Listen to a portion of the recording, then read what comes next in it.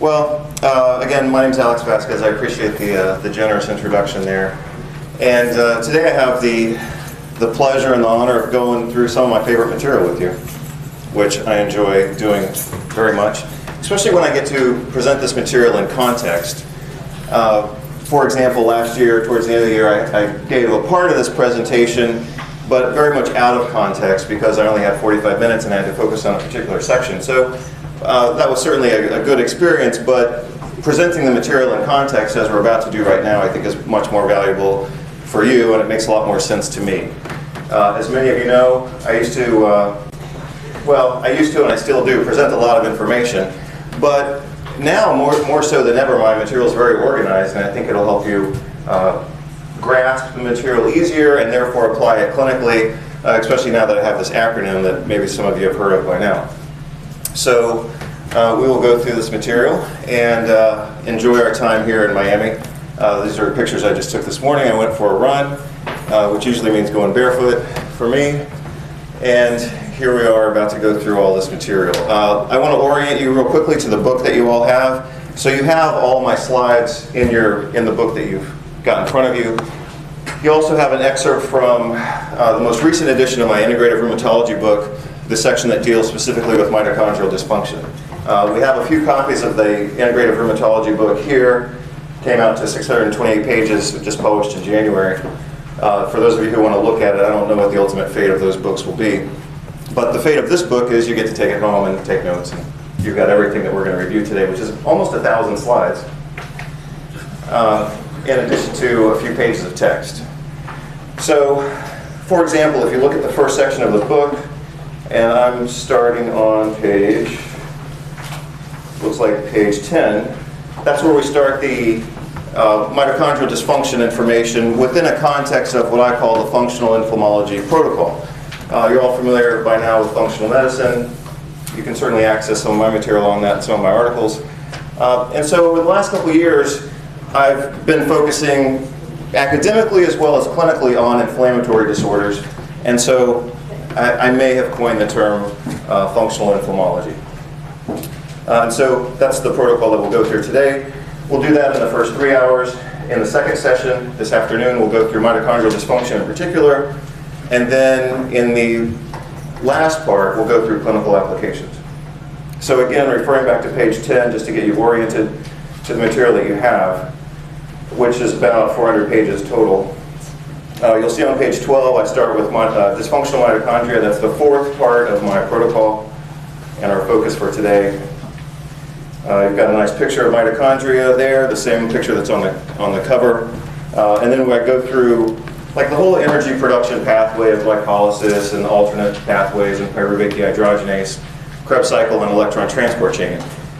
Those are words that you all know, but you may not have heard them since you were an undergrad and first year of medical school.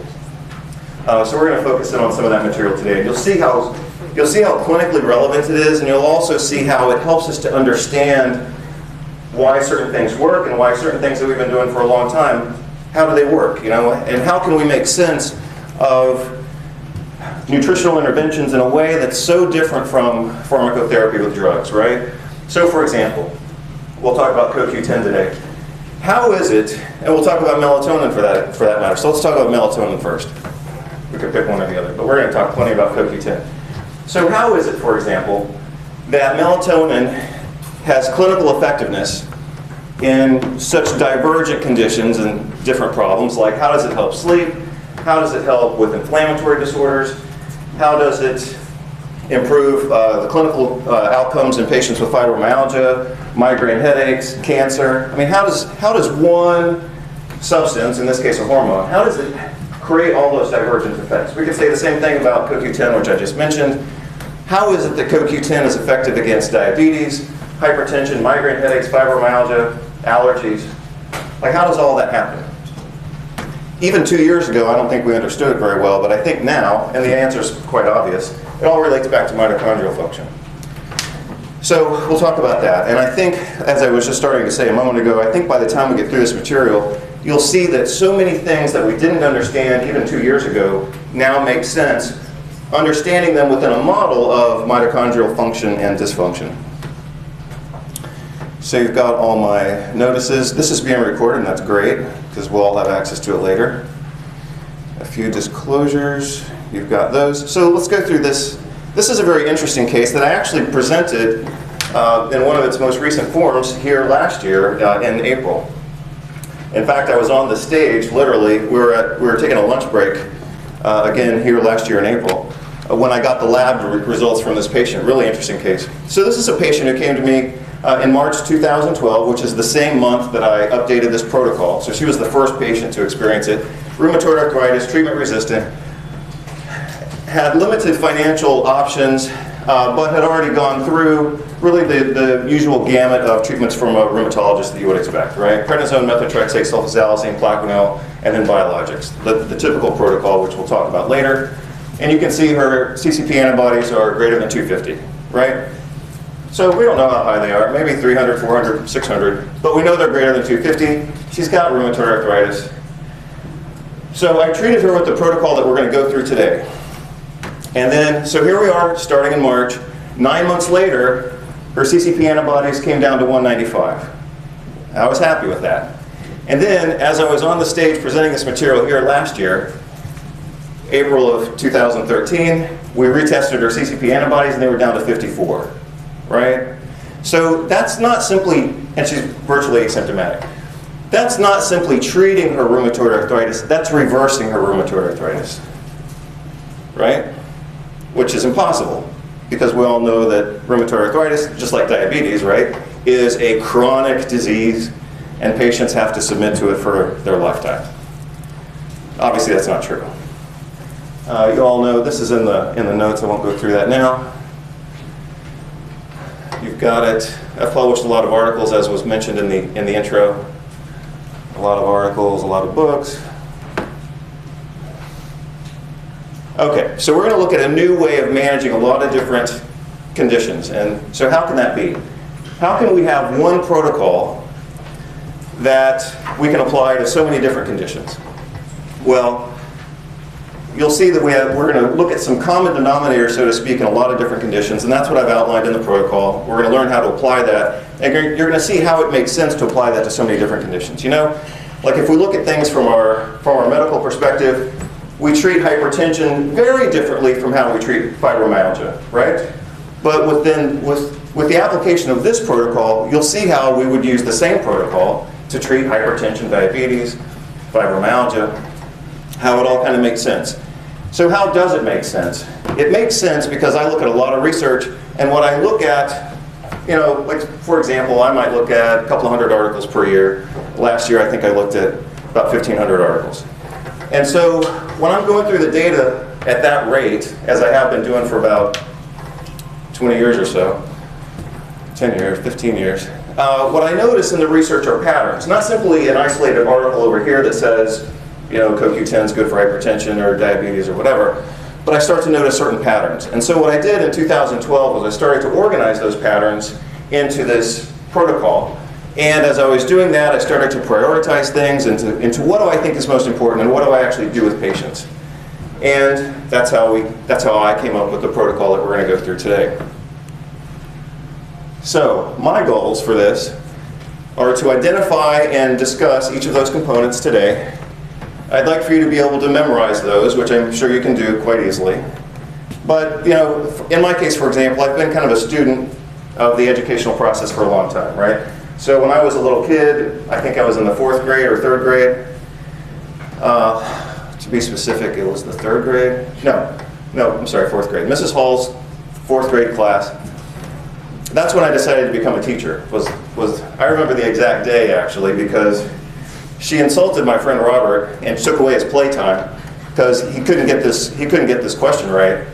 And Robert was my best friend, right? So I got upset with her because I thought it was her bad teaching that was making him not get the question right. And so I thought, you know, if I were the teacher, I would teach him so he could actually learn. So that's when I decided to become a teacher.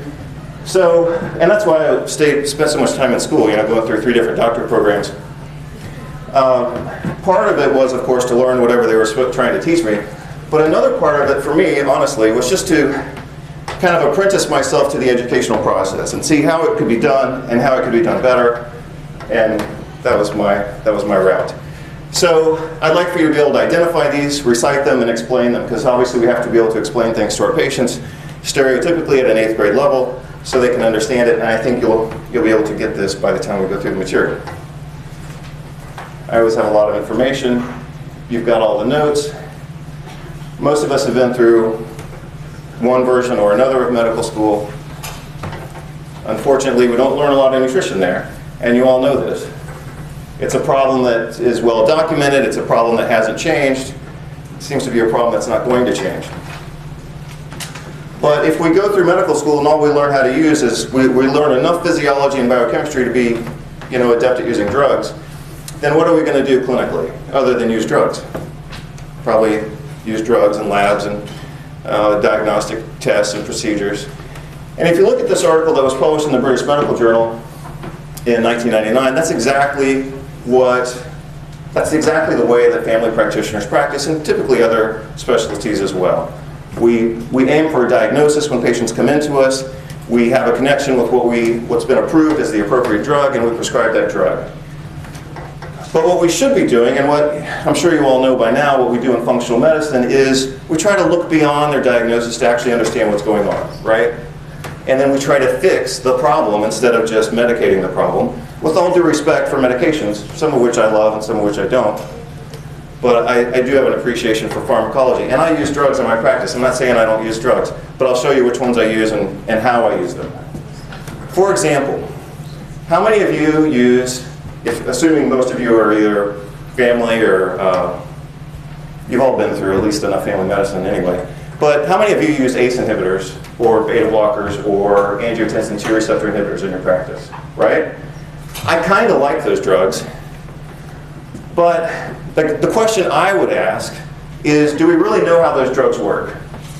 So for example, if you're using an ACE inhibitor or an angiotensin II receptor blocker, the ultimate goal with that is to block the action of angiotensin II, right? And that's how we lower blood pressure, and in some cases, of course, especially for those of us who have practiced a little bit of urgent care or emergency care, which I love, the goal is to lower blood pressure, and those are the drugs that are approved, and that's what we use in those situations. Again, sometimes it's completely appropriate. But I think the question we could ask is it appropriate as a lifestyle treatment? I think we all agree it's appropriate for acute care, but is it appropriate for long-term chronic treatment? So let's go a little bit farther. If the rationale pharmacologically and medically is to use those drugs to block the action of angiotensin II at the receptor, ultimately, whether we block its formation or block its reception, then I think the question we should ask, or the question we could ask, is, well, how does angiotensin II actually work? If it's a vasoconstrictor, how does it cause vasoconstriction? We all learn in medical school angiotensin II is the most powerful endogenous vasoconstrictor. At least that's one of the things I remember reading. Okay, well, how does it work? How does angiotensin II cause vasoconstriction, which leads to hypertension, which leads to increased risk for myocardial infarction, stroke, and disability, atherosclerosis, right? What's the link there? So what I'm going to show you as we go through this material is, if you understand how angiotensin II works, you'll understand how we can bypass that whole problem by using nutritional interventions.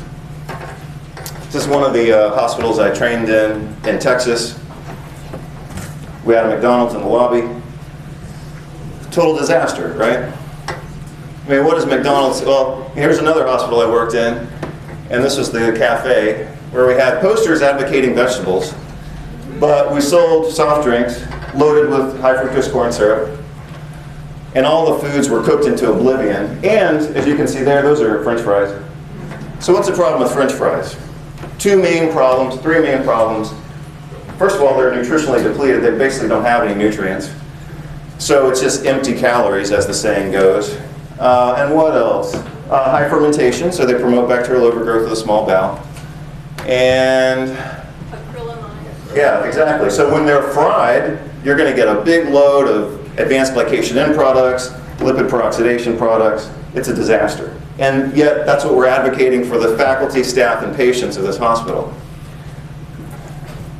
So, what are we really selling here? I think mostly what we're selling here is confusion.